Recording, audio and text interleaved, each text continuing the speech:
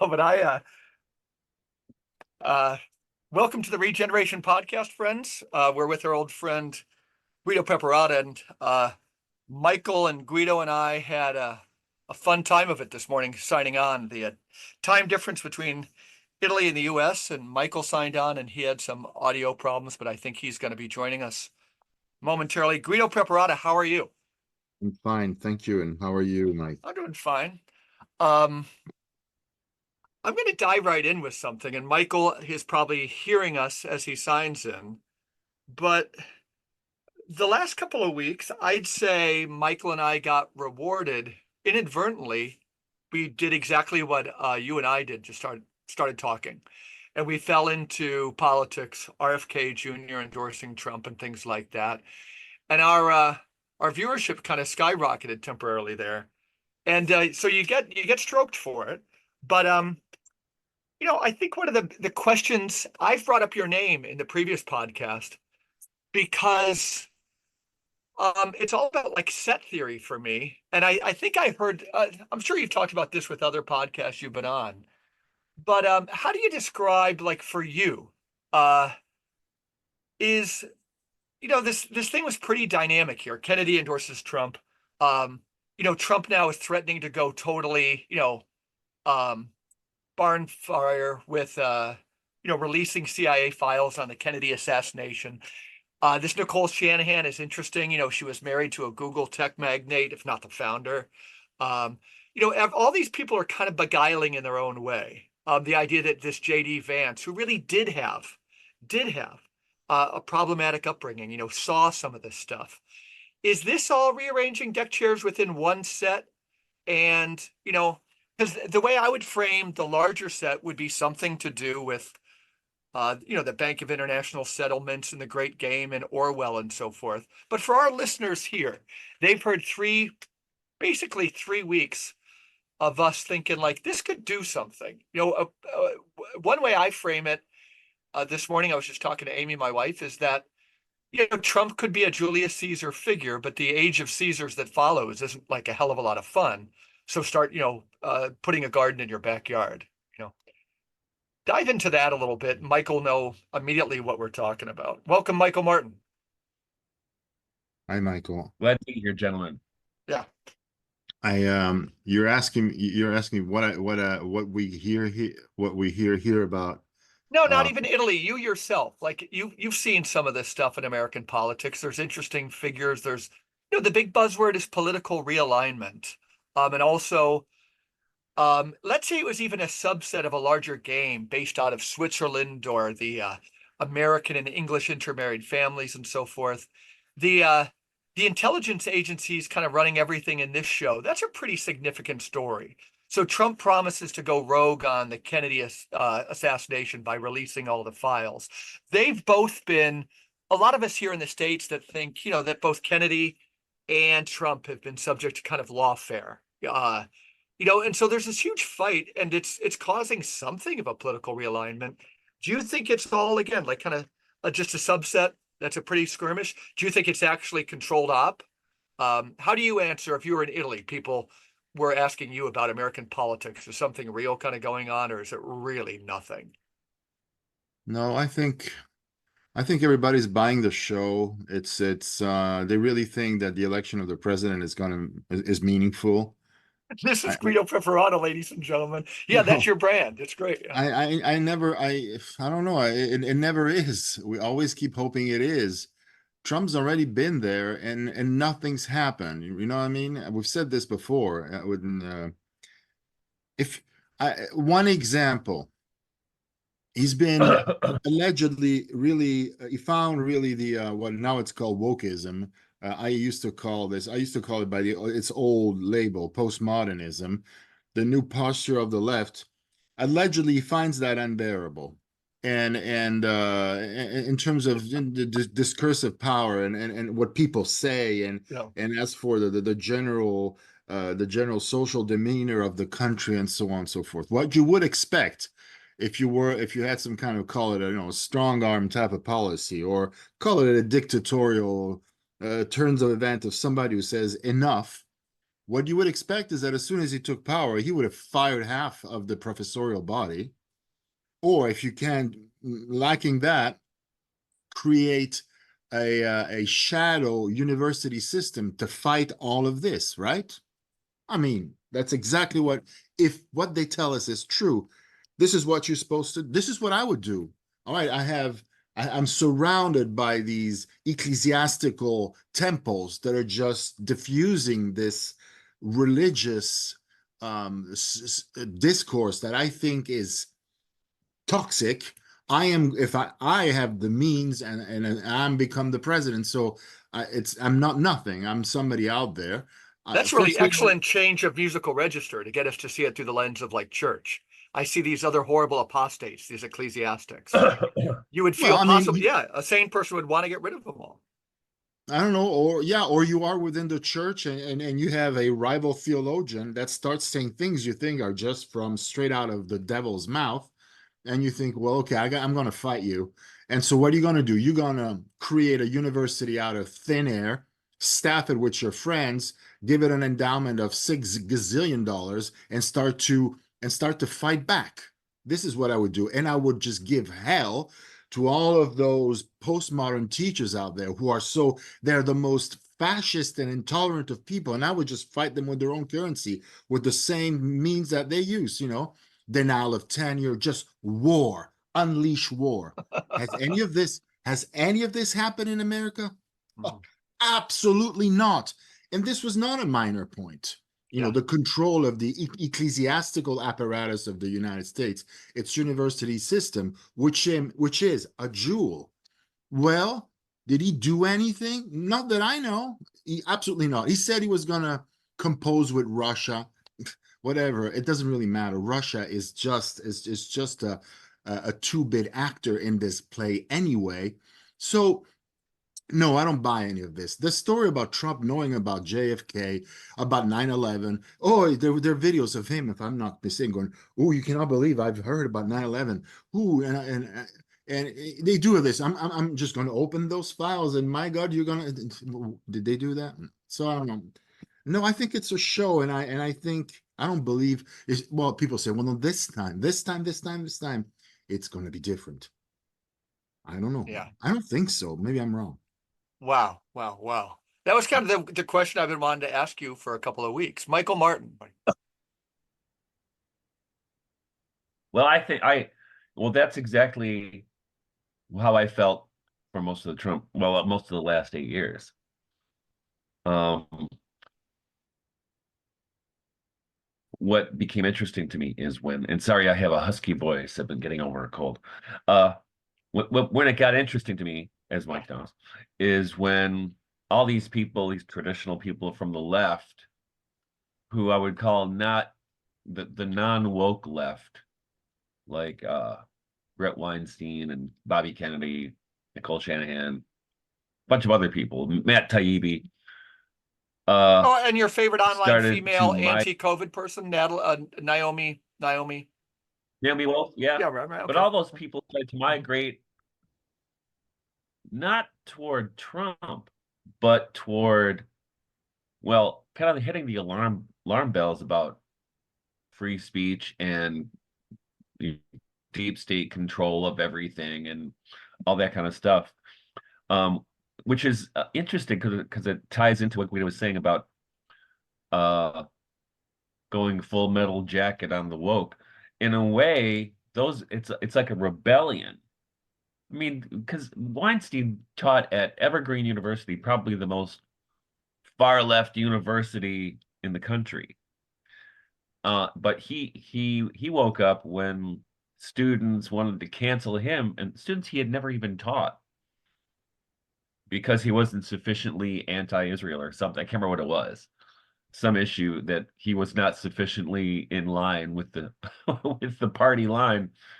And so that's what's interesting to me is to see how that happened and to see to me where I live, out in the middle of no place, uh that it resonates because it resonates with actually a kind of Christian anarchist approach to things because I think in a way, since Christian anarchism or any kind of anarchism has so little voice in anything, it only can operate in an political environment where people leave you alone for the most part. And we have not had that. We could see that, especially through the Biden administration, at least the Trump administration, as many criticisms as I have for it. And I've been leveling them for years. They left people alone, basically. But the Biden administration, as soon as they got into office, believe it or not, they're sending out surveys. At first, they were optional. The first year was optional to small farmers like us. I mean, 10-acre farm, right? Asking for an inventory of our animals and whatever, right? First year was optional, so we blew it off. Second year, it was mandatory. Third year was mandatory again. And for what? For what? And actually, in the meantime, what's happened in the state of Michigan, uh, the state run by Democrats, really we call them the mean girls of Michigan, Gretchen Whitmer and our attorney general and who's the other person, the Secretary of State. They're evil, but they started going after the Amish, for instance, the Amish butchers and other kinds of producers, which most of us out here use. They also started going after, there's a really wonderful co-op, small farm co-op, not too far from here, where you can get raw milk cheese and vegetables and meats. And they made him destroy all of what they had. It was perfectly, they could have given it away. They made him destroy everything. And this is the kind of thing that you did not see under the Trump administration, and this is the kind of thing that I think all of these people are coming together to support. And it's surprising to me. I don't know if you saw this, Mike, but Nicole Shanahan, who's a gazillionaire, and she puts out a cool commercial once a week, but she had one on regenerative farming, which is what we do. And he actually interviewed a farmer who's not far from here. He's a bigger operation than we are, but not huge. About the benefit, and this is one of the things that Bobby Kennedy and Shanahan were promoting, is to get away from the corporate model of farming to almost what Jefferson called the idea of a nation of yeoman farmers, right? Which is a kind of distributism, which is closer to Christian anarchism or distributism than anything I've ever heard come out of a politician's mouth. So I think I agree with everything Guido said, but I think there's something different going on now. At least I could be fooled. I've been fooled before. This was some of the best but podcast 10 minutes we've really ever had, Michael. That was a really excellent, like St. Paul says, give us a reason for your hope. That's worth the price of admission. That's why I wanted Guido on, is that you've been a little more hopeful than I am. And I don't see you as having blinders on, Michael. You've seen me in the last 3 podcasts. I'm not trying to stake out a position in the middle, but probably leaning more towards Guido. But you just made me feel hope, because that was really, as Guido would admit, that was excellently put, even though I think he's going to disagree with you. Guido Preparata. No, no, no. I mean, how can I possibly disagree? I mean, Michael is talking about very concrete things. Yeah, I yeah. am in hands-on.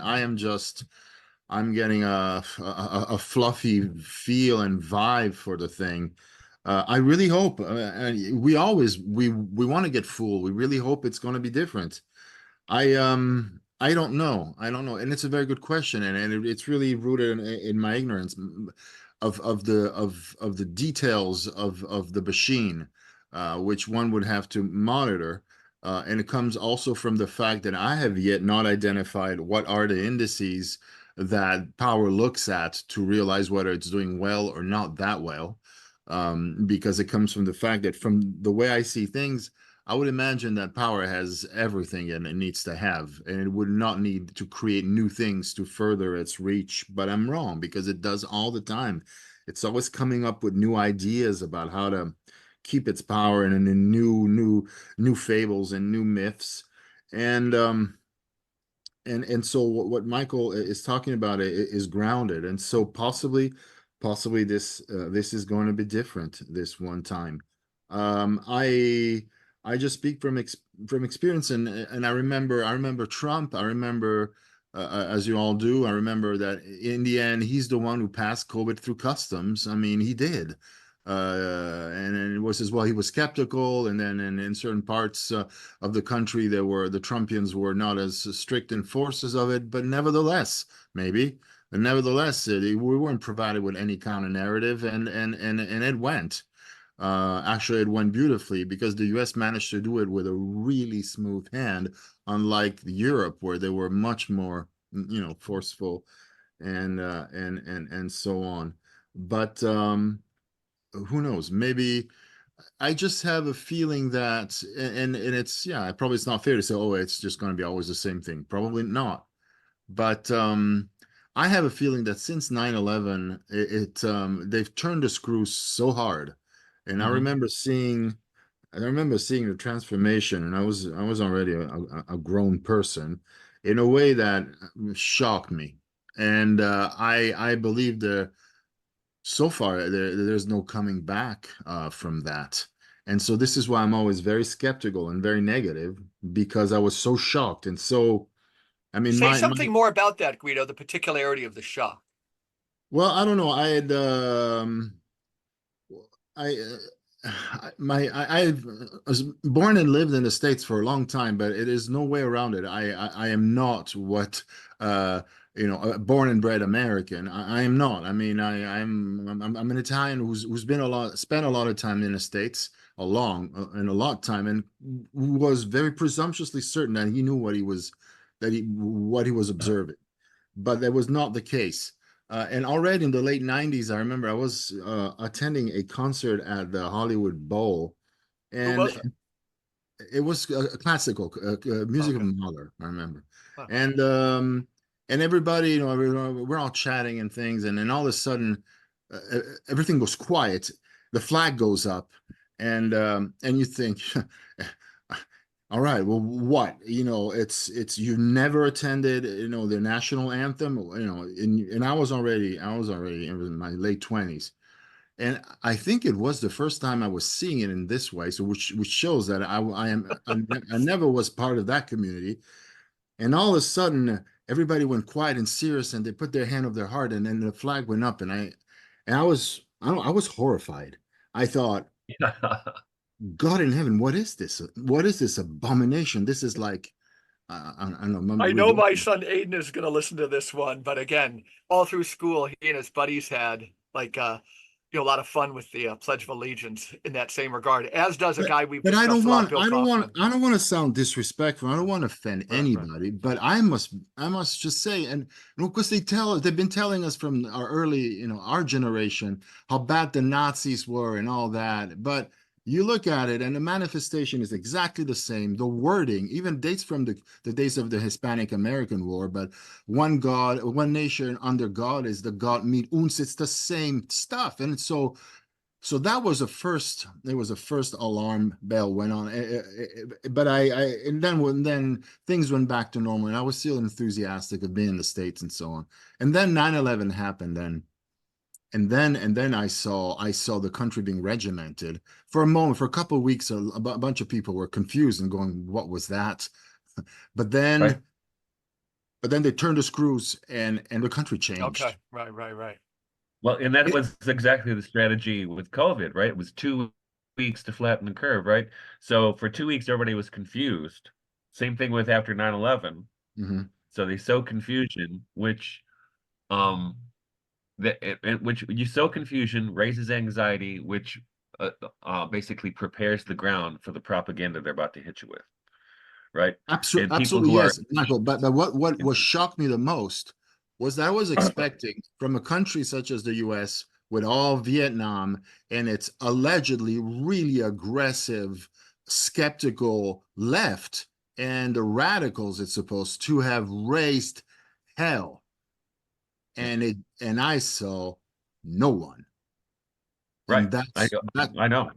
They were all in. Hey, let me ask you this, Guido, because I don't I mean, I watch, I can figure out what's going on with English and Irish politics because I know the language. Um, where there, I mean, it seems even more extreme, more extreme. I mean, to me, it seems that the liberals and the conservatives, whatever they call them in England, are indistinguishable. I mean, they're just indistinguishable. But here in this country, it's more and more been that the left is actually the party of war, Mhm. and they're the new neocons, right? And is that a similar reality in Italy? Has there been a shift in the same way in Italy? No, in Italy, what has happened is that from the late 60s to 92, it's a big mystery. It's like one giant JFK of Italy. My thesis and is that they got rid. There were two people that were Italy as a colony, and it was co-managed by the U.S., of course, and the Vatican.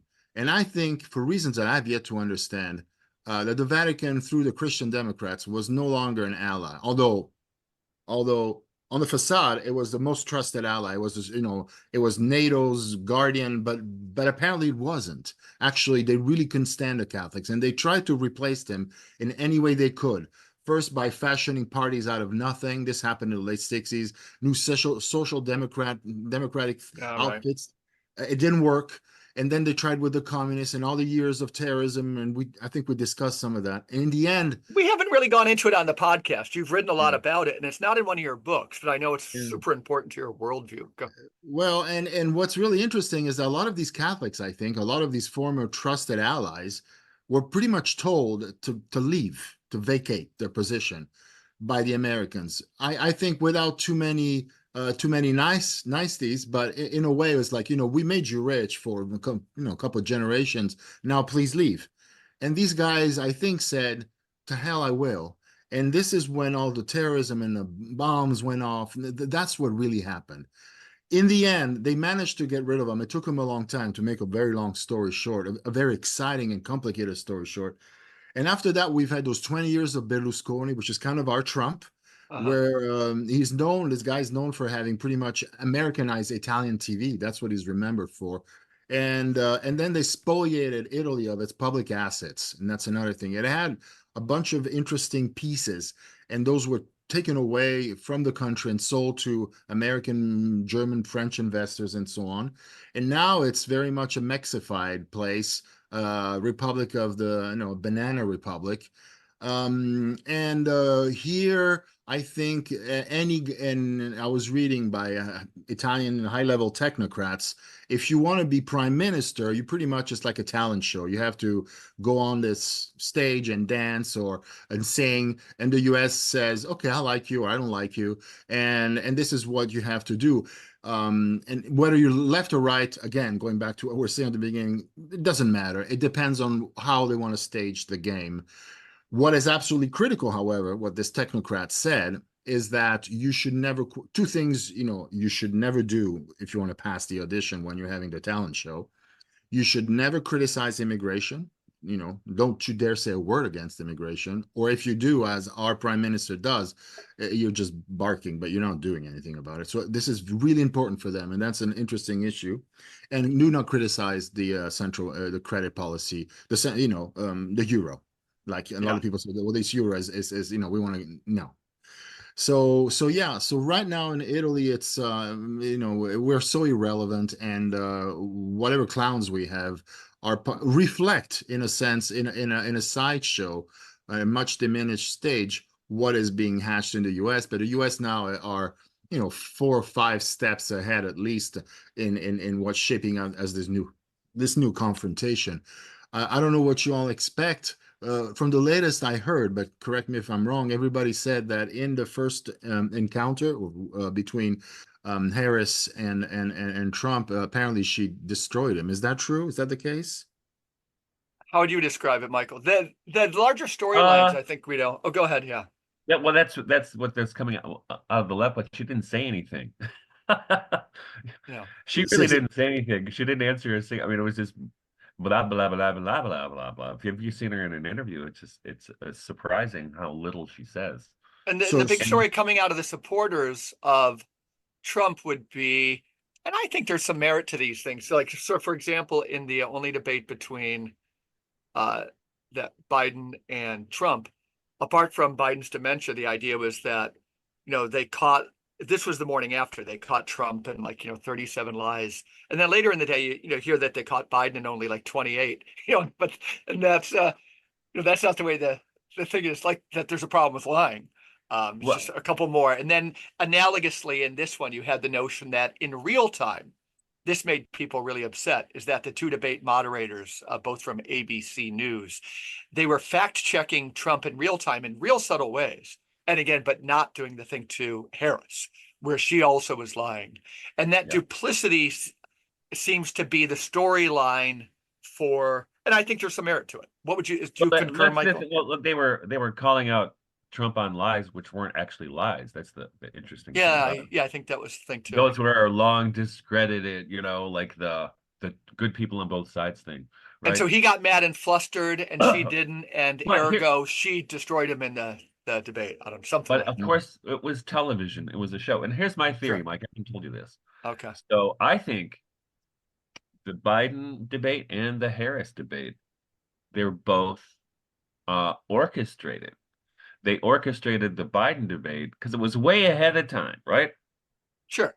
They never have debates that early, but they scheduled that debate so they could show the American people how bad Biden's cognitive Could have been. condition. Yeah, I don't know. No, Yeah. Yeah. I'm. It's not even could have been. And It's that's purposely like messed up his meds that night. and this is. I mean, think about it, Mike. Uh, 'Cause until that that was morning, really bad. basically, Yeah. the media was Yeah. saying, "Wow, he's sharp as a tack. He's doing that. He's just on top of his game." And all of a sudden, the entire country goes, "Wow, the guy has full blown dementia." Yeah. And then which gave them the opportunity to throw him under the bus. Yeah. And when they And say likewise, yeah, go ahead. yeah, I mean, but both Sure. the Obama administration, whoever it is, right, who's pulling the levers behind the scenes, and then they orchestrated with their friends at ABC with the second one, also to try to do the same thing with Trump, which I didn't wasn't as what didn't work, at least not to the same degree. But this was like Guido said, it's a show, right? This was all part. This is the Truman Show. This is the programming, right? Yeah. That's why they call it television programming. Um, and I think it was that's all from behind the scenes orchestrated. It's Let very me add to clear to that. me. I had a friend who's a listener of the show, John McCormick. He was out for dinners a couple weeks ago, and I hadn't thought of this. And maybe we were just sitting next to each other at dinner, so he didn't say where he got it. I think he came up with it. But that Kamala works. That Trump did well because the other side just can't stand him and they lose their mind. The Trump derangement syndrome thing. But that we're being gamed because Kamala elicits the same response. Like people have Kamala derangement syndrome, and you can understand it. That's pretty interesting. I don't Guido. know. I Yeah. think I'm not convinced that nothing. I still think we're in a transition here because these public figures are very weak. I Yeah. cannot believe that in a country as the US, especially where it's a Hollywood virtuosity, they cannot find some really bright, sexy, young, attractive candidates for both sides. I mean, could you imagine how many they could find if they were scouting for them to cast them in those But like the roles? one they scouted I for, mean, the total man, thousands. yeah, but like the total Manchurian candidate, Pete Buttigieg, right? Wasn't he? I just think they're so out of touch, Guido. Like he was that guy. There was no word that has ever come out of his mouth that was unscripted. His Who, whole who, military who is career. who is Pete this? Buttigieg was the heir apparent in the last election. He was he's got a husband and a son, his husband Chasten. He's got a baby, but he served in the military. His dad taught at Notre Dame, but was like a protege of Koheve or I don't know, Noah Gramsci. There's this great story, but I can't. Pete Buttigieg was just completely drawn up on a cartoon board. And so it's possible that they're trying these things, they just don't work. But I agree with you. And then I go back to like Paul Ryan was one of these guys on the right, going back a number of years. They tried it with this Ben guy, Ben Sass, maybe, I think. I'm not really good at this stuff, but it seems to me like they're trying but haven't figured it out. That we, just like AI, a lot of people can kind of see through it. Like this maybe American thing, we love our showmen like Trump, but we love him to be overt like that. But is there possibly an American strain that just says like, I like the Midwestern strain that says I just Well, can't buy it. Like people couldn't buy Pete Buttigieg. A good friend of well, ours, Michael Elias Krim, was all Mhm. about him. And he wrote an article at Front Porch Republic. I And know. that minute, I could say like, this guy is like just so plasticine and shallow and vacuous and vapid. Go And ahead. actually, Elias and I love Elias, but he was he was uh he was an AOC fangirl from the very Okay, beginning. yeah, yeah, yeah. So he's susceptible to that, I guess. But what's interesting, I don't know if this is true or not, but you know, um, as far as the American demographic goes, Yeah. or even across the West, but because they have a lot of those kind of candidates out there, not only my as my son calls Butt Greg, but Gavin Newsom, right? Very photogenic and almost looks like a movie star, but he's full of shit. He's all scripted and nobody buys it, right? Nobody buys Uh, it. and what I think is interesting, so I think this is a good contrast with between Harris and Trump. Harris's answers are all canned gobbledygook. Even with that Oprah interview, I watched part of it. It was almost unwatchable. And I think what part of Trump's appeal is he's not scripted, right? I mean, he goes up and riffs for 2 hours at a rally or something, where you can never see that with any other figure in American politics who just does that, and nobody can do that. I don't think, and And he's it's not as good as it as he was. He used to be more well, funny. I think after he got shot almost twice, right? I think he toned it down or something, Yeah, but he's funny he's and funny. He's he funny. can just go out there and talk, right? Which Yeah. a lot of people that is not what happens in politics. And one of the big criticisms of him is that he doesn't stay on script. Um, which in a way I think is refreshing for people. In fact I saw Naomi Wolf here talking about. She was talking about how the media jumps on like eating cats and dogs kinds of sound bites, right? And she's just saying, just stay on message. And my observation was that, well, maybe people are tired of canned and controlled messaging. Maybe people want to hear somebody actually talk to them I, as if they're not selling a I product. agree. I agree with all that. I still have a hard time believing that they can't do better than Harris and Trump. I mean, Yeah. Yeah. they are extremely from a strictly theatrical point of view, extremely low. They're poor. They're not good actors. They're not charismatic in the least. I'm shocked. So this tells me, and I also would say this about Trump, Guido, and maybe it's the American thing, but you have spent a lot of time here. Trump is a creature of the land.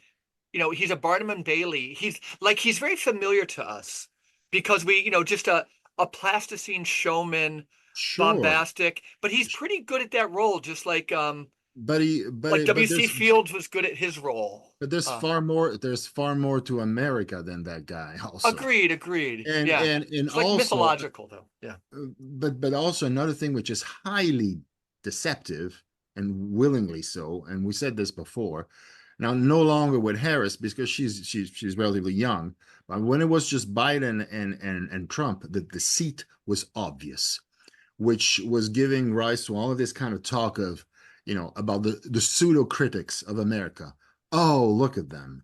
This is the end of Yeah. the empire. They're out of steam. They have these old, old, elderly nothingnesses just fighting one another, right? Giving Yes. this Yeah, this is idea good. Yeah. that the best America could express it, these octogenarians just, spitting their spittle at each other, completely false. The United States remains extremely youthful, and for me has never been as strong as it is now, also in a very negative sense. And yet this put you these two guys, it's like the two old dudes in the Muppet Show. That's complete deceit. This is not this, but that's what they're doing. So this is why I don't trust this shit show in the least. And so when the Italians ask my wife, so or myself, well, what's happening in America? I say, I don't know. I have no idea. Yeah. For me, the clock has stopped uh, on 9/11. And, Yeah. and and Michael is right. I mean, COVID was act two of Yeah. that play. And I have yet to see, and it's not changing. So Yeah. Well, I think interesting. I mean, I probably what the one thing we haven't mentioned, which I think also figures into this, is and I thought this from the beginning. I thought, and I did not vote for Trump in 2016. Nor did I. But I knew, um, well before the election, maybe 2019, early 2020, even before COVID, that there was no way this guy was going to lose the next election because the economy was in great shape and et cetera, et cetera.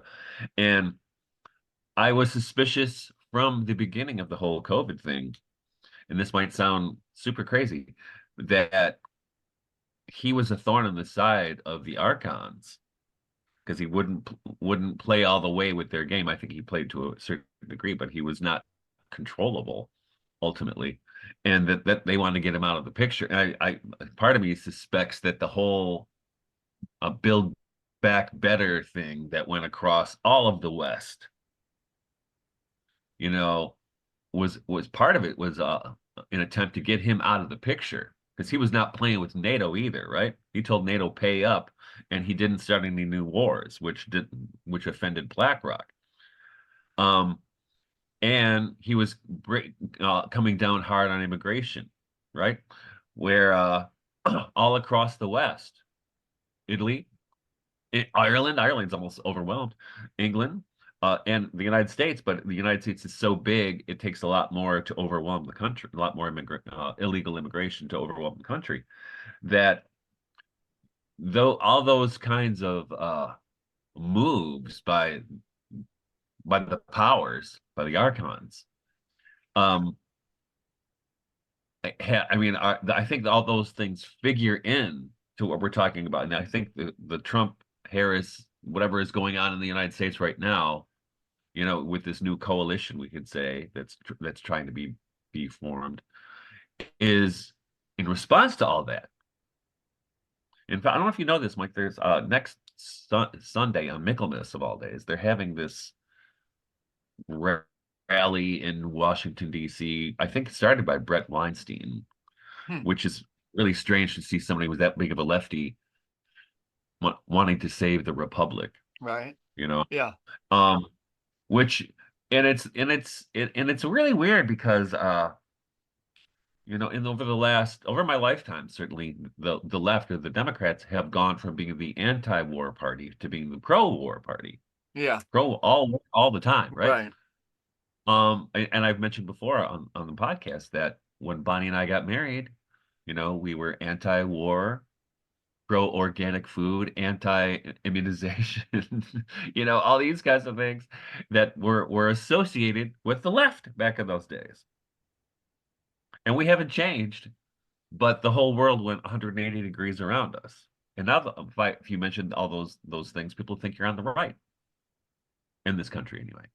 yeah. I think, and I want to hear, Guido, two things when you kind of incorporate your response. One that would help me, but one is the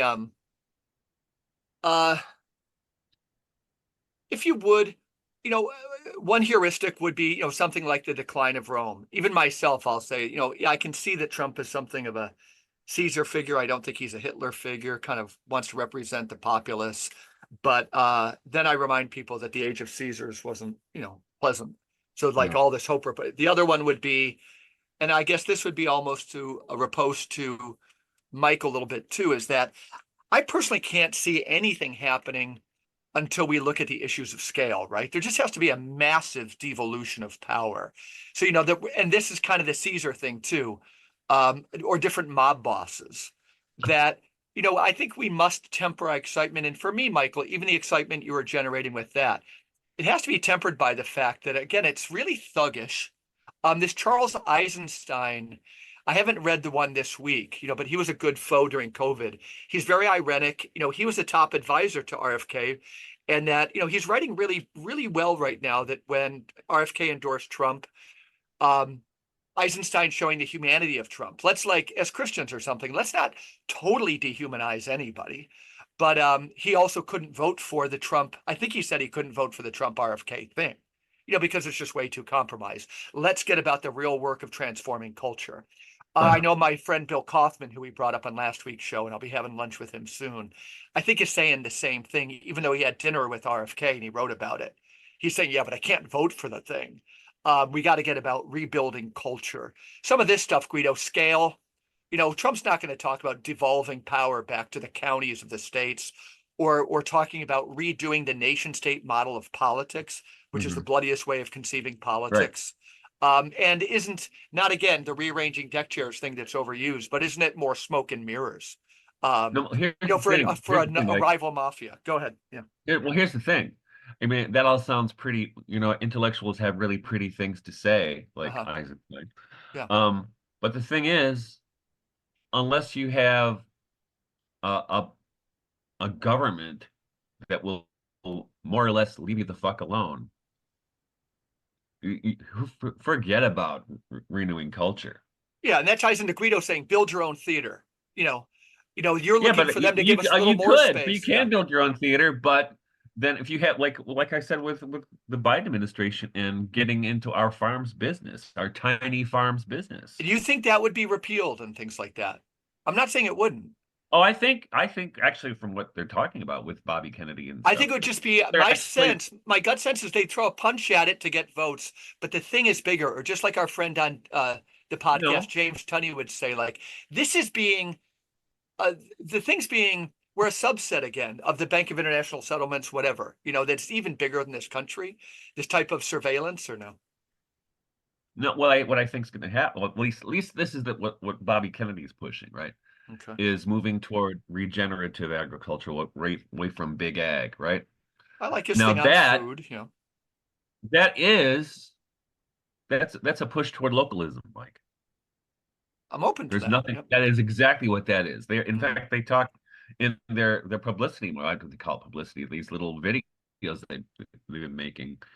That's exactly what they're saying. Is you should eat food that's locally produced, right?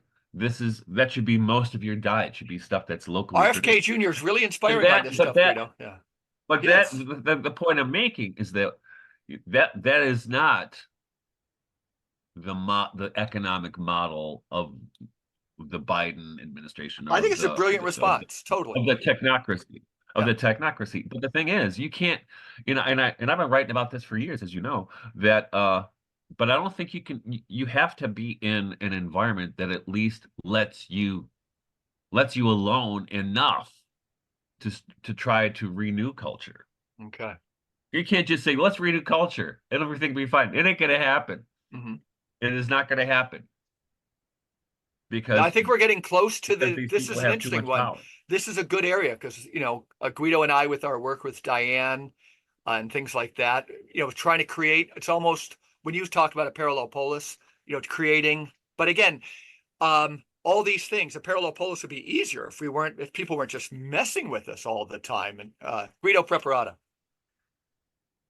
Yeah, I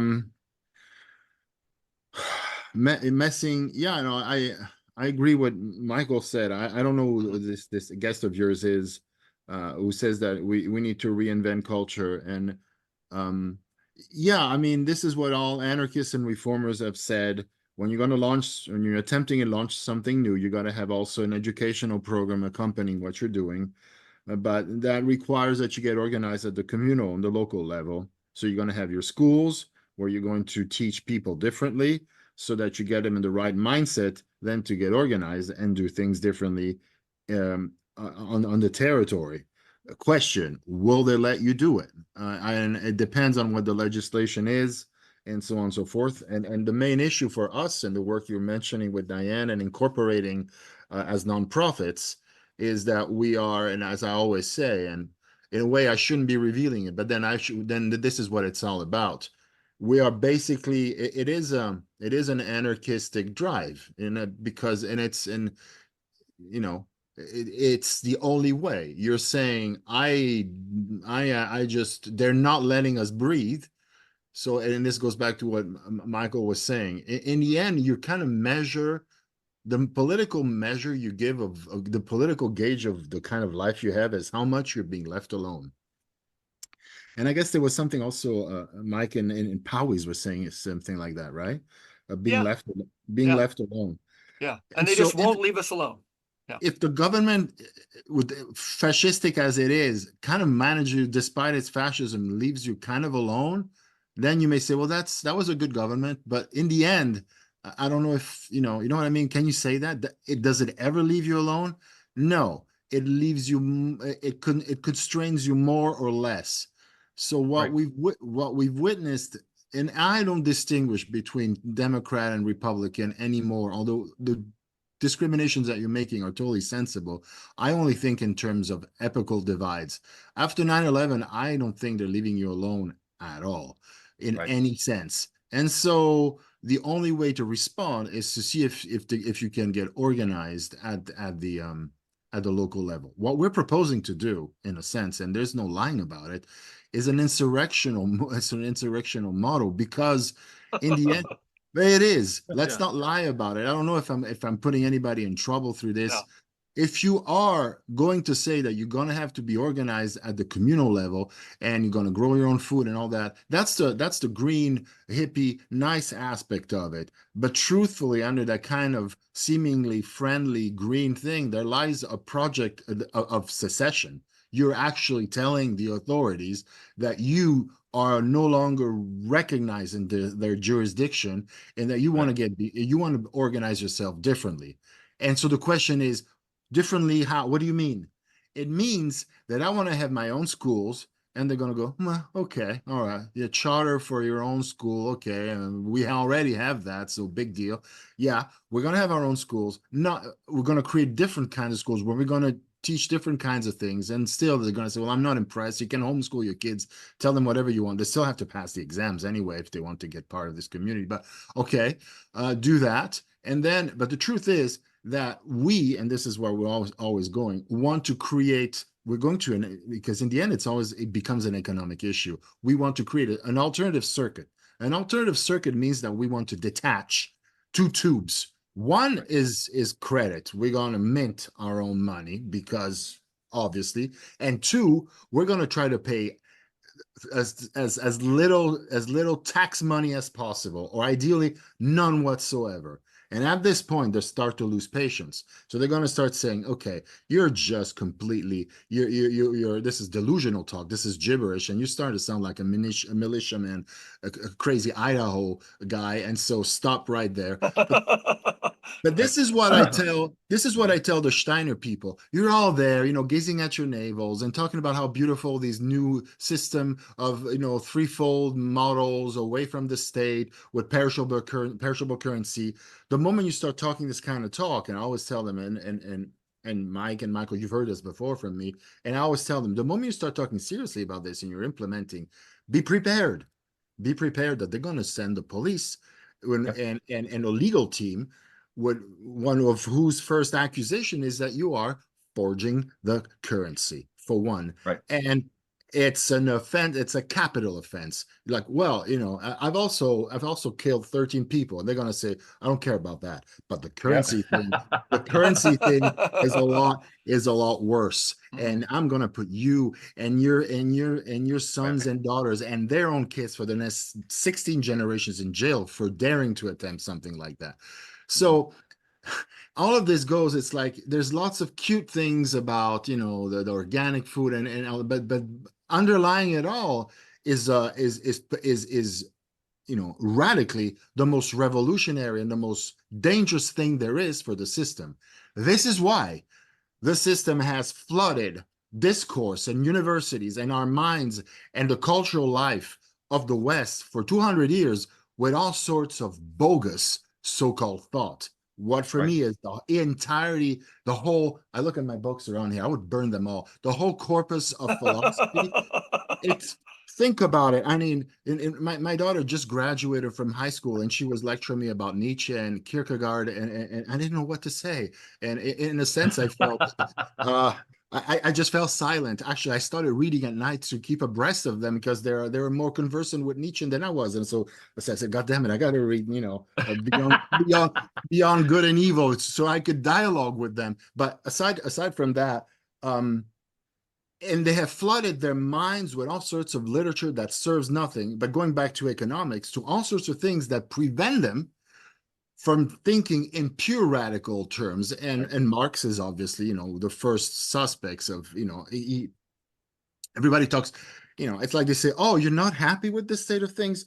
No problem. Here, take Marx. So you can Yeah. choose. We've given you a track. You can play. You can do your cosplay, Marx and cosplay, and good. And that's exactly and good. Do that, and you are completely Yeah. emasculated. You are no longer a threat because you're talking shit in a way that is just Right. unbelievable.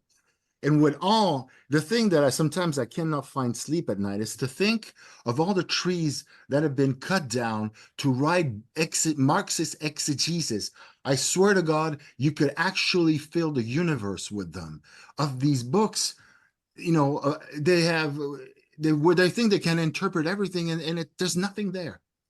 But the stuff we're suggesting is obviously, I mean, we have Etihad is yet to be articulated properly, but it is extremely dangerous. I mean, Yeah. this is what I'm sure you realize this. The more you think about it, the more you realize, oh my God, this is prison material. Right. So for Wow. Well, that's me, why I think what you just politically, this is described. what should obsess us the most.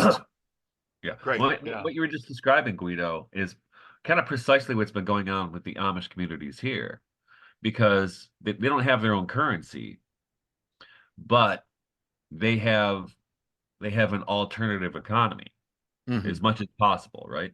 Yeah. And that's a threat. And so that's why they actually these Amish communities here have been growing and attracting people like us as their customers and as their part of their extended community.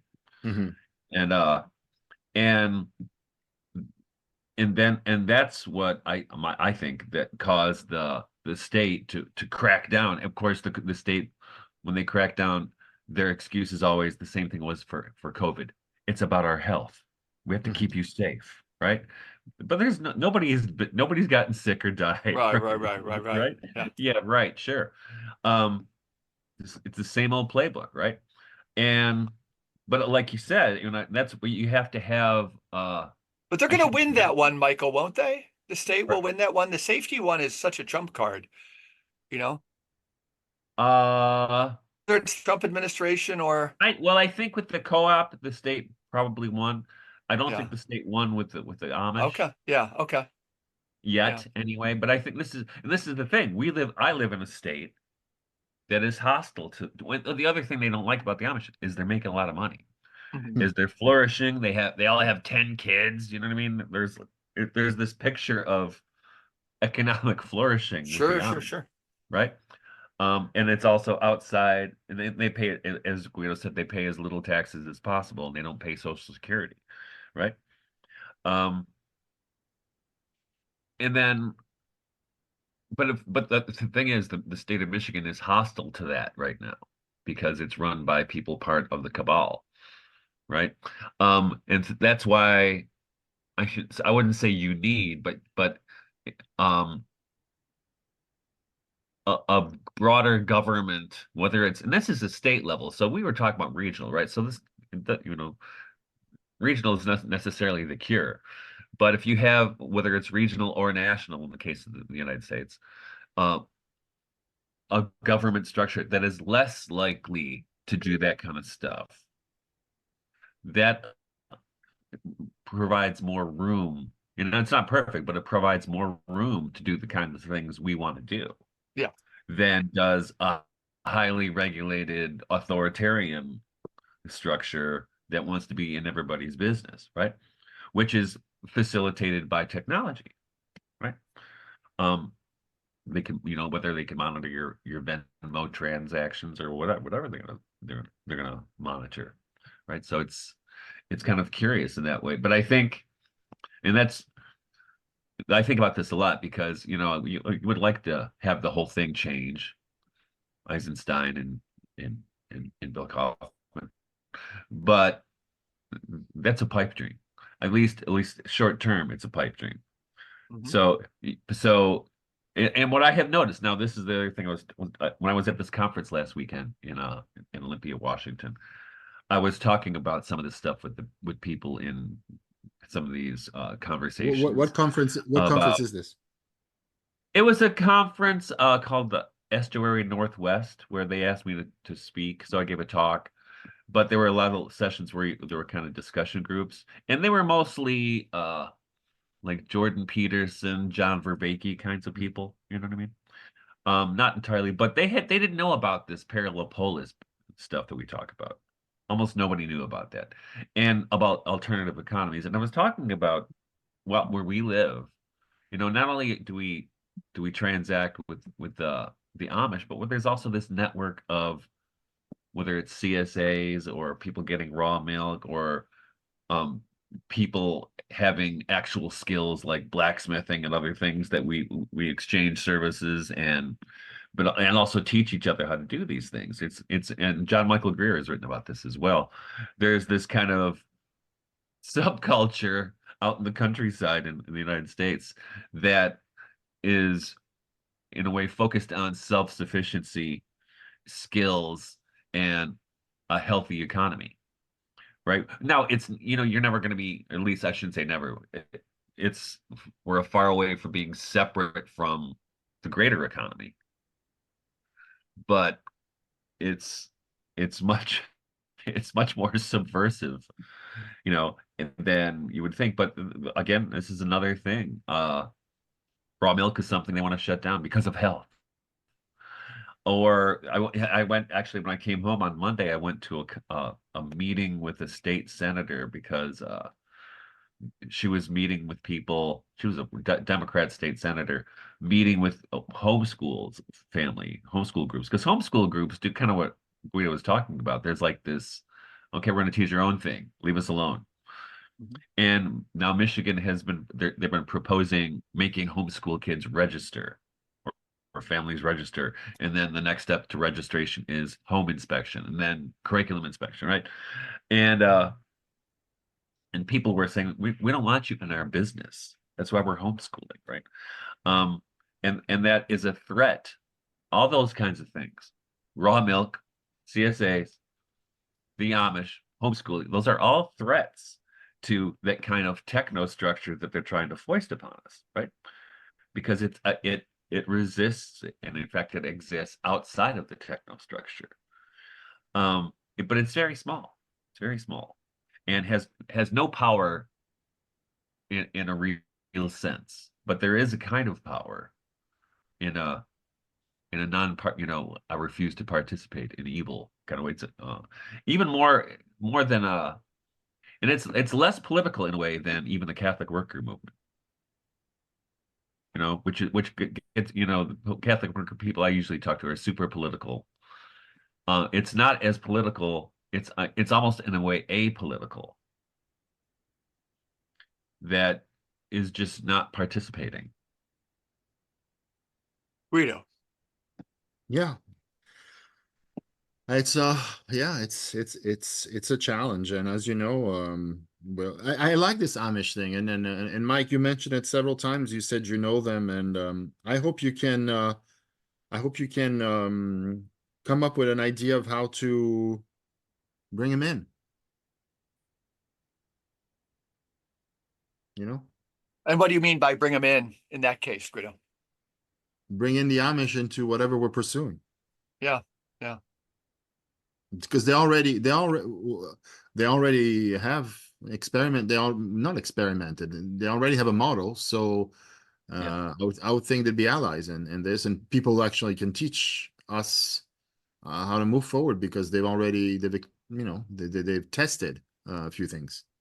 Yeah, long-term Very test. interesting. Yeah. Well, I think this is a pretty good place to kind of wind it down. Guido, what is interesting um, you lately? I still want to, I'm going to mention two things to our listeners. One is a couple weekends ago, I mentioned t-shirts, and I did see those comments. So I will be in touch about that for the listeners who are interested.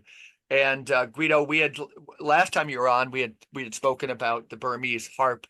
I still want to put that off. I want to bring that up in a separate time we have you on so more listeners can watch it.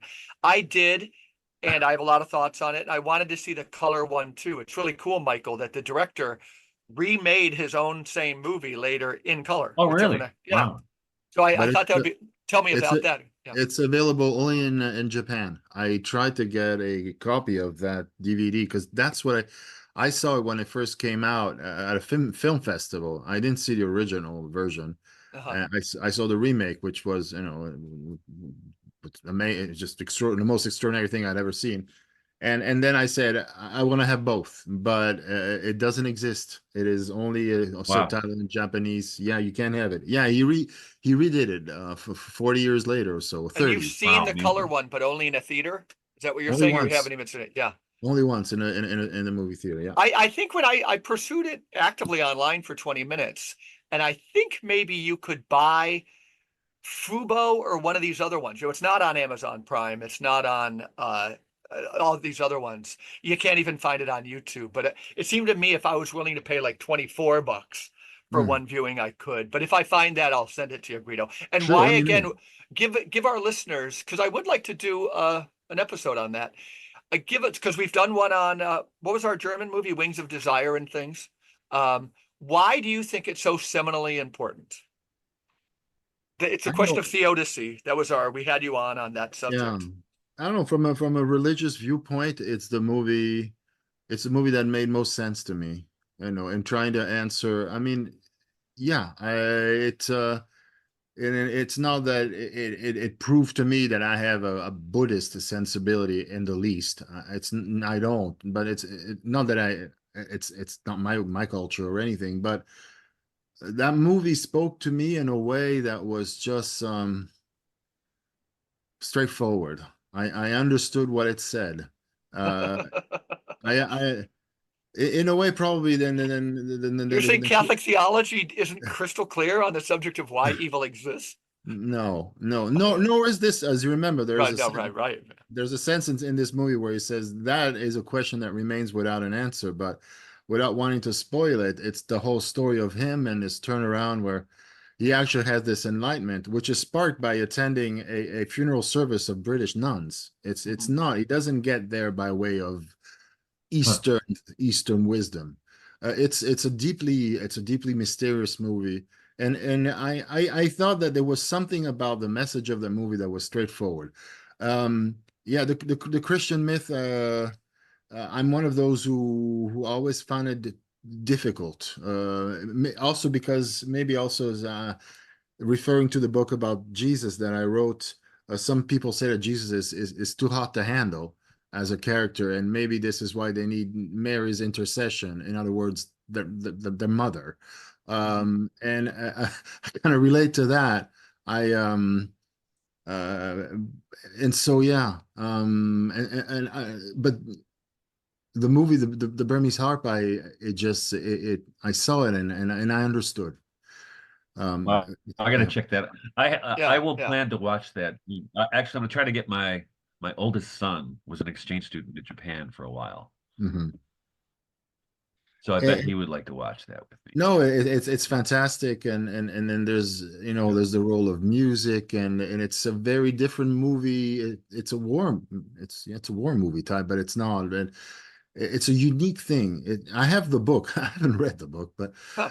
regardless, yeah, it's unique. It's one of the most extraordinary things that I've read, and it's unique. So when you're asking me where I'm at, I am at the stage where, as you know, I've been kind of taking a route of deep skepticism, starting from my Jesus book, Yeah, going through Cioran, who also kind of right.